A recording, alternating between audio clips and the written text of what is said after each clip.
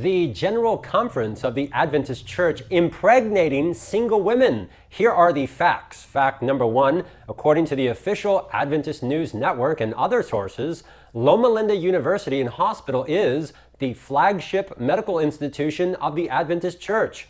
Fact, there are many hospitals and different institutions owned and operated by various levels of the Adventist Church, but what is very special about Loma Linda is that this is directly operated by the General Conference. You can go right now to the official website, AdventistYearbook.org, click on World Divisions, click on GC, click on Institutions, and you can see for yourself right here, Loma Linda University and Medical Center. Unlike many other institutions, this is a GC institution. It is the only hospital directly run by the GC. Fact, in vitro fertilization or IVF is the process of taking a woman's egg out of her body and fertilizing it in a petri dish in a lab with sperm and then placing the resulting embryonic child back in the woman's uterus with the hope that the child will survive and grow to term. Oftentimes, there are several embryonic children created in the lab, and these children are then placed in a freezer to implant at a later date. Fact, according to Johns Hopkins University, there are over 1.5 million embryos currently frozen across the USA. Or here, Wall Street Journal, more than 1 million embryonic children are in cold storage. What should happen to them? Fact, Loma Linda, the GC flagship institution, has an IVF clinic. Did you know that? Fact, just a few days ago, I called and spoke with the receptionist who confirmed that yes, they do keep little embryonic boys and girls in the freezer. When I asked how many, she said she did not know, as she was only the receptionist, and that I would need to schedule an appointment with the doctor with a wait time of at least 4 to 5 months. I'm not waiting that long. So it is a fact that the GC, via its flagship institution, is keeping little embryonic boys and girls locked in the freezer. I will address this in more detail in the next video. What we want to focus on here is that in 1992, the U.S. Congress passed the Fertility Clinic Success Rate Act, where IVF centers are required to provide data to the CDC. The CDC then publishes a report that you can see here. You can go right now to the CDC website and look up the data specifically for the Loma Linda Clinic. As you can see here, clinic current services and profile, at least until the year 2018, the reports required IVF centers to answer this question: do they offer services to single women? And as you can see for Loma Linda, the answer is yes. As far as I can tell, this question is not asked on reports after the year 2019. So it is a fact reported by the CDC that Loma Linda for many years did offer and may continue to still offer the service of impregnating single women, which means that the GC has been, in fact, penetrating and impregnating single women via its flagship institution. It goes without saying that this is a serious problem for all sorts of reasons. One of the biggest is that the Adventist Church affirms repeatedly that sexual relationships are only between a man and a woman in marriage. For example, right here in the official position statement on homosexuality, it states, quote, Adventists believe that sexual intimacy belongs only within the marital relationship of a man and a woman. Just one of the many problems with IVF is that the conception of children involves many people, not just a married man and a woman, and is used also by single people and homosexuals. In fact, Loma Linda openly states right here in black and white, gay partners may also choose to use a surrogate in order to have a child that is genetically related to one of the partners. Our entire biblical view is that sexual intimacy and thus the conception of children is only between one man and one woman. But by definition, IVF requires the involvement of at least one or more doctors and lab technicians, etc. So how can we allow third parties to be directly involved in procreation?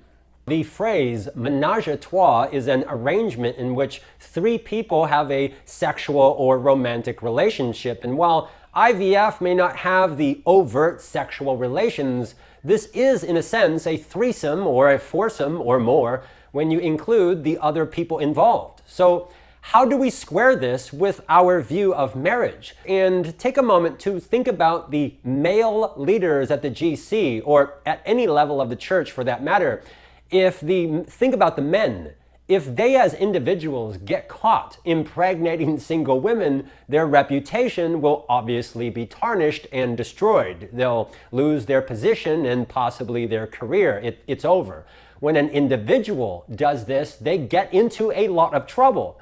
But this is our very own official church general conference involved in this, and they have been doing this repeatedly for years with absolutely zero accountability. If just one man at the GC or division or wherever sleeps with a single woman just one time and gets her pregnant, that man's reputation is toast. But the GC has been doing this repeatedly for years, if not decades, and they get a total pass. You notice that? The level of hypocrisy here, this is off the charts. Elder Ted Wilson is the number one man. He's the boss. So Elder Ted needs to explain why his institution under his leadership is a virtual brothel where single women can get knocked up, and possibly gays as well. If he is going to publish articles like this one here, telling people that sex is only for a husband and wife, and that outside marriage, it is a sin, then he needs to come clean and explain why his own institution is engaged in sin for money. And take a moment to appreciate the irony here. This is the same institution that honors notorious abortionist Dr. Edward Allred, who boasted of killing over 100 children every Seventh-day Sabbath. The same GC institution, flagship institution, that honors him has a virtual brothel for single women. But hey, remember that we're lectured to that this is the healing ministry of Jesus. I don't think so. Because of the mandates and the whole Conrad Vine and Pastor Kelly situation, many people are beginning to question and pay serious attention to the enormous power that organizations like the WHO and healthcare system and hospitals have on our church. The message being sent is that the laity, the people who make up the church, that the members don't matter. And what we believe, that doesn't matter. What really matters to our leadership is whether or not we are in agreement with worldly organizations. And this is bothering a lot of people, and rightly so. This whole IVF and impregnating single women problem, and possibly homosexuals, this is very helpful because it presents yet again, in addition to abortion, it presents an excellent pry bar or tool that can be used to demonstrate that our leaders are violating the very principles and beliefs that they claim to uphold. The beauty of this situation is that this is happening within our own church at the GC's flagship institution. They can't point outside and say, oh, it's happening there. No, this is happening in our church, in our institutions. So they can't spin this or talk it away, and it's actually worse when you consider the further problem of storing little children in freezers and what to do with them when they are unwanted. But we'll address that in the next video. Leaders in our church are notorious for trying to separate issues and create a dichotomy between the church and the issue, but the beauty here is that they are directly linked. This is the GC hospital directly engaged in the commerce of little children for money. They're not doing this for free or out of the goodness of their hearts. There is a lot of money in IVF. In California, the average cost per cycle is between $15,000 and $40,000. And what's really helpful about this situation is that we've been lectured to repeatedly, especially over the last few years, to believe what the CDC and government institutions tell us.